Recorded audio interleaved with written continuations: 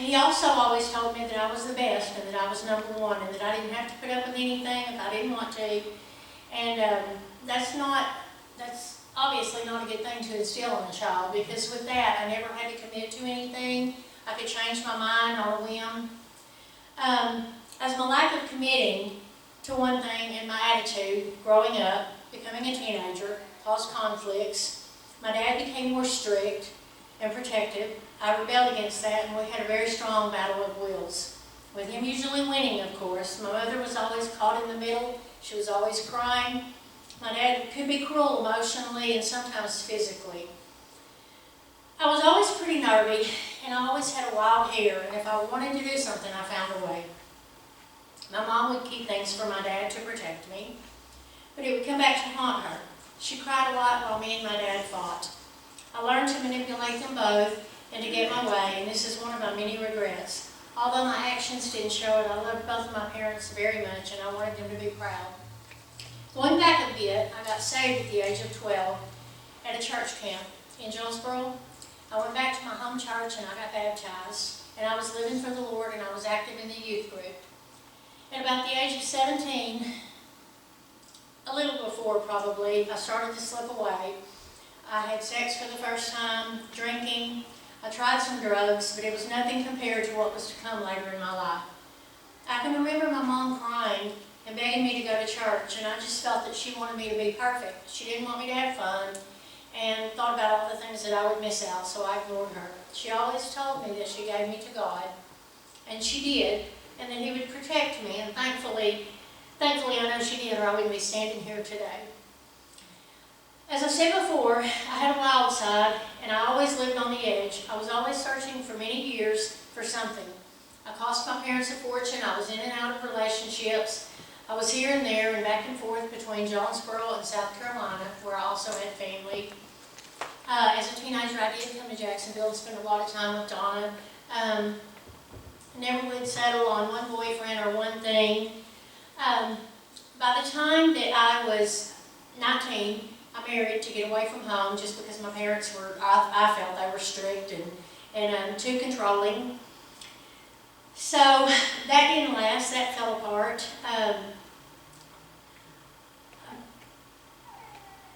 And then my first love at 16 he was my first love. Anyway, we got back together after my first marriage. And I wasn't living with him, but I got pregnant by him. I was married to another man legally, and he was married to someone else. I was thrilled to be pregnant at this time, despite all those circumstances. I was visiting churches at this time, and I was knowing what was right and doing what I wanted to do still. I had my first son then. His name is Brandon. He's 26 now. And I just decided that I would just keep the secret of his birth and go on and raise him, and I gave him my name, and that would later come back to haunt me as well. I met my third husband when Brandon was 2 1/2. He fell in love with me and my son, and we married a year later. He was a great husband and father, and then I had another precious son who is now 21, he'll be 22. So everything in my life was going really well. We were involved in church, and he loved my first son, and we had our second son. And then we moved back to Jonesboro. We were living in South Carolina at the time. I was a really good mom when my boys were little, but then I began to make mistakes when Brandon was 5 and when Zachary was 1. Thank you, I am really nervous, and then I just made a mess.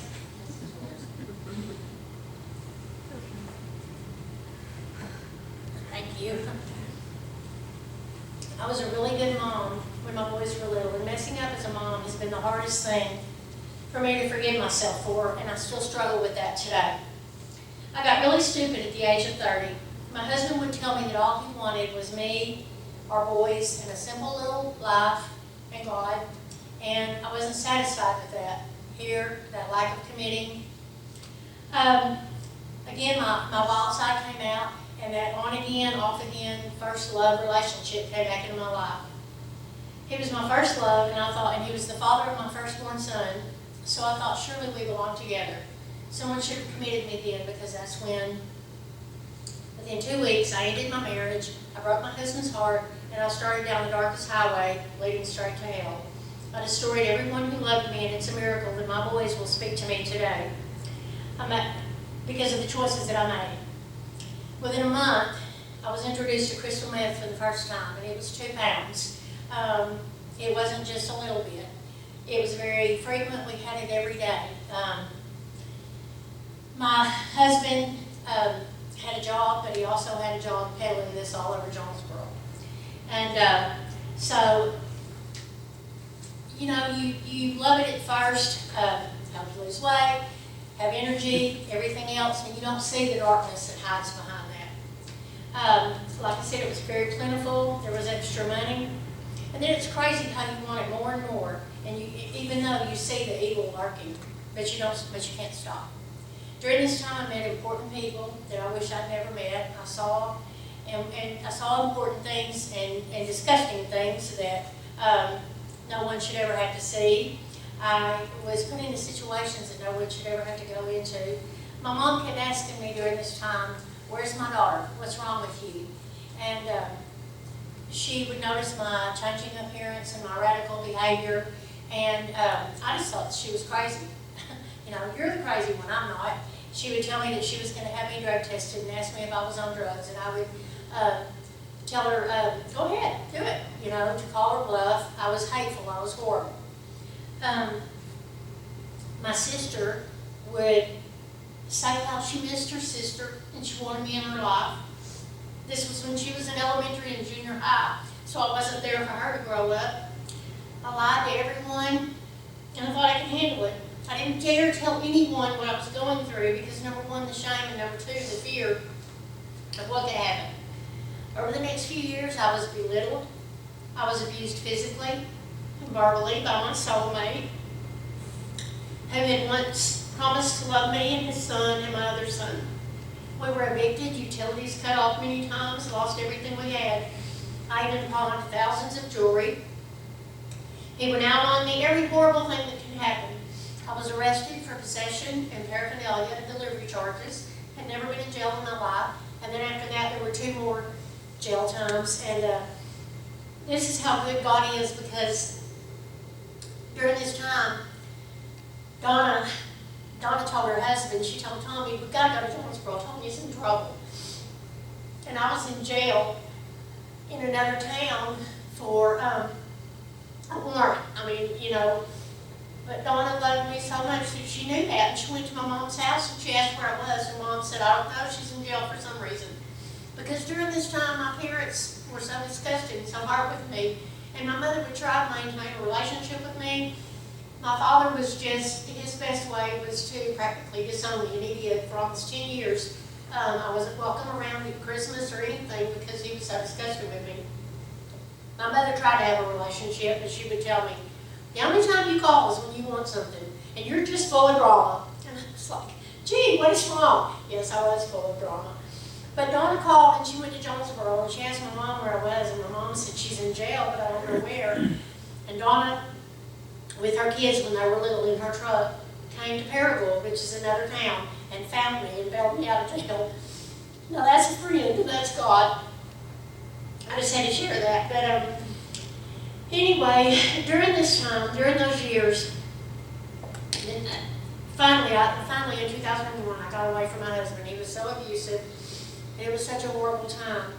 But the next 6 years or so were a blur. You would think that I would have gotten better, but instead I got worse. There were many crazy relationships. There were sexual flings. I was selling drugs to get by. I was taking care of everybody else that didn't have a home or a car or cigarettes or whatever. I could do it. I was the man, so to speak. I thought that I had it all together, but obviously I didn't. I was even sexually assaulted by a friend of mine during this time, and I was also robbed at gunpoint because I was at the wrong place at the wrong time. Like I said earlier, and also during that time I had an abortion. So how much lower can you get? I still didn't wake up. Messing up as a mom, like I said, has been the worst thing. But the absolute worst thing that I've ever gone through was when my ex-husband were in custody of my youngest son, and I lost custody of him when he was 11. And so, by God's grace today, they're healthy and they're good boys, and they don't do drugs or anything like that, but they have their own issues. They have a lot of drinking issues, and I deal with that daily, knowing that it's my fault that they turned out the way that they did, and of course I want to love them through it.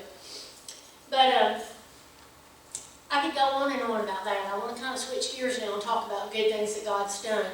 But in June of 2007, I did hit my rock bottom. I was very depressed. I didn't have electricity. And the last few months, my son, my oldest son, had been working. And so what bills got paid at the house, he pretty much paid. And he was moving out with his friends because he had graduated. I was so depressed that for the first time in my life, I wanted to die. And I didn't plan suicide, but I did think about it. You know, I'd be better off dead. Everybody would be better off dead. My parents are disgusted. My sister is, and I've lost everybody. I may as well die. But I didn't want to die, and I knew better.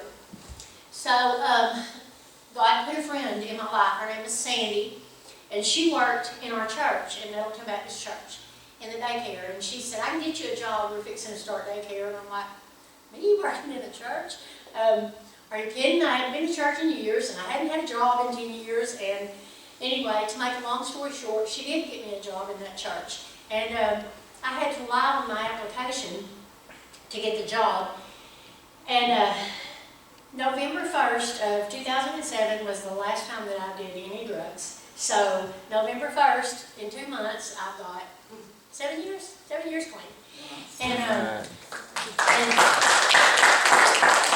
December 20th, 8 years clean from cigarettes. People are like, "You quit smoking cigarettes before you quit the other?" But yeah.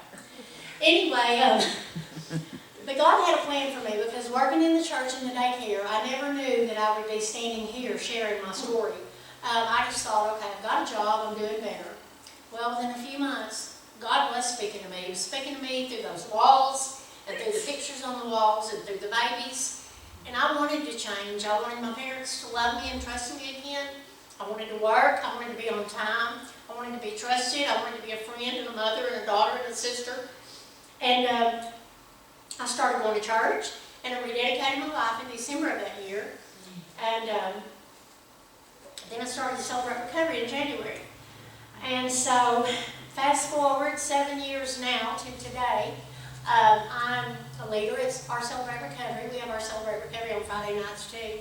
And I travel around a lot, and I give my testimony, and I help other CRs get started. But in the last 7 years, I've gone on 2 mission trips. I've gone to Mexico, and I've gone to Brazil, and I've gone to Saddleback, California, where John Baker is, and where I've been there twice. And God has blessed me so much.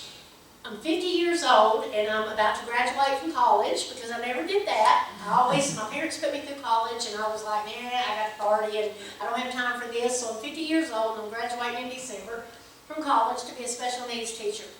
I have a wonderful husband who, and that's something else that I want to share real quick. We met in 2009, and I married him 6 months later, and I thought, okay, I've got a man who'll go to church with me, and he's going to be good to me. And he was, but it was too fast. And anyway, I still had some of that "I'm spoiled, I don't have to put up with you" attitude. And by then I was like, I've been through all of this stuff. I've got 2 or 3 years clean here. I'll just be by myself the rest of my life. If it can't be my way, forget it. So we got a divorce. So that was my 5th divorce. And we just decided we'd be friends. Well, he was diagnosed about a year later with prostate cancer, and I was his friend and went through that with him. But I just don't love him like that. I just want to be his friend. And his cancer's cured. He was in remission, and all the time he kept telling me, "I love you, and I'm not giving up on you. I love you, and I'm not giving up on you."